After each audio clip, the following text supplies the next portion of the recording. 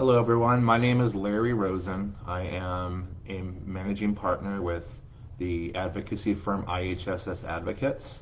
Our function is to get protective supervision for children. And today specifically, this is our first and hopefully many more Facebook Live events where we specifically talk about a subject within IHSS that is important to multiple amounts of people. I get phone calls all the time about people who have been approved in administrative hearings and they get their benefits back from the state and they get their NOAs and they don't understand why it is that the hours are capped at 195 hours. And I'm here to explain what we call the IPO dance, so that if there are families out there who are going through the administrative hearing process and you get an approval and it's retroactive, I want you to be aware of this so that you can fix it if in fact it happens. So within IHSS, there are 4 different programs. Specifically with parents of children, IPO is the top program if you don't have protective supervision. And IPO stands for IHSS Plus Option, and it allows for a parent provider to provide services to their child. But there are certain caveats that are involved with the IPO. One of which is that if you do not have an additional 20 hours of personal care categories, plus meal prep, plus meal cleanup, and you are considered to be non-severely impaired, and in that situation, you would be capped at 195 hours, regardless of how many personal care hours you have, that if it's below 20. If you have 20 or more, then you're considered to be severely impaired, and then you're allowed to have the maximum, which is 283. With the IPO program, there's no middle point. It's either 195 or it's 283. In 2011, CFCO became a topic, and in 2014 it was presented as part of the IHSS program. It's actually based upon the Obamacare, and the state actually got some additional funding if they switched over families from the IHSS Plus option to the community CFCO, which is Community First Choice option. But one of the things that it offered to the families, whereas with the IPO, families were capped at 195 if they had less than 20 hours in personal care categories. With CFCO, they were given whatever hours they got in that in-between amount. So if you had, say, for example, 10 hours of personal care and you got approved for protective supervision, you would have 205. If you had 40 hours of personal care and you got approved for protective supervision, you would get 235. Whereas before, with the IPO program, you were capped at 195. So what is the IPO dance? Well, the IPO dance, a lot of our kids who are granted a small amount of hours actually are going to be placed in the IPO program because they don't have the exact criteria to qualify for CFCO until they get protective supervision. And so what happens is a judge issues an order and says, you know, Johnny got approved for protective supervision retroactive 6 months.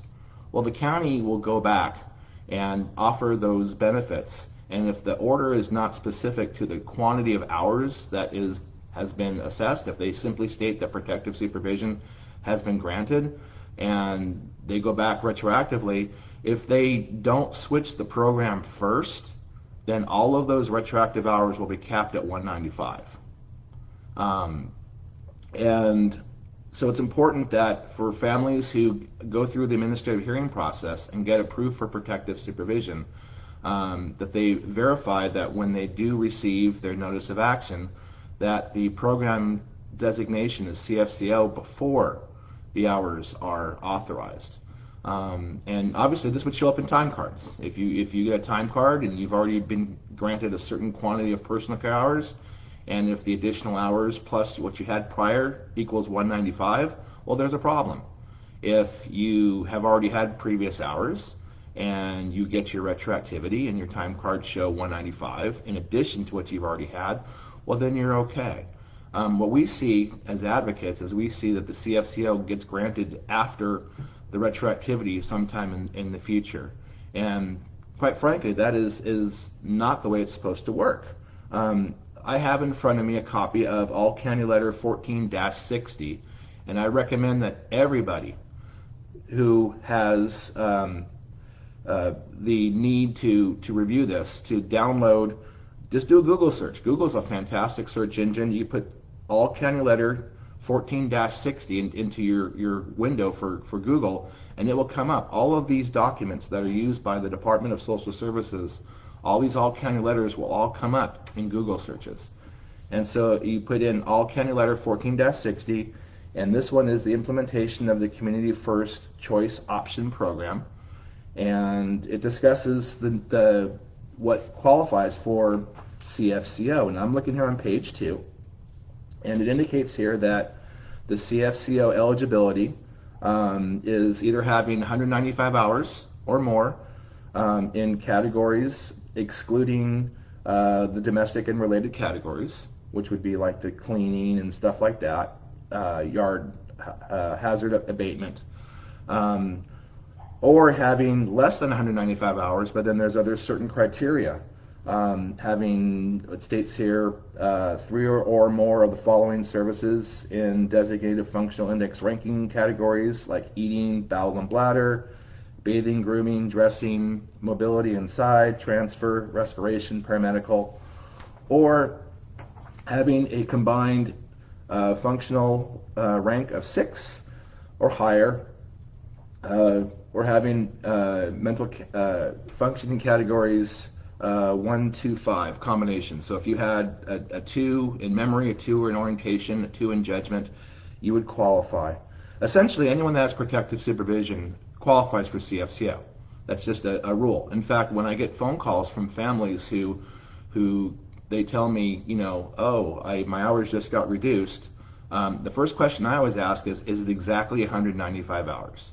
Because for you to have exactly 195 hours, you have to be, it has to be an anomaly, because obviously all of you folks who have IHSS hours know that the hours are assessed in time, including minutes, and so the likelihood of having exactly 195 hours and 0 minutes would be extremely narrow. So when I see 195, I either think that the program designation is inaccurate due to the IPO dance, or I think that a family has lost their federal linkage to Medi-Cal, because if you lose your federal linkage to Medi-Cal, you would then be put into a different program which has similar rules to IPO. So the thing you look for after your administrative hearing, if you've been approved for protective supervision and you get your time cards, like I said, you want to verify that the hours you get are higher than 195. You want to verify that the combination of your personal care categories that you've previously had and your newly authorized time cards do not, combining them together, equal 195 hours a month. If you have that, then there is a problem.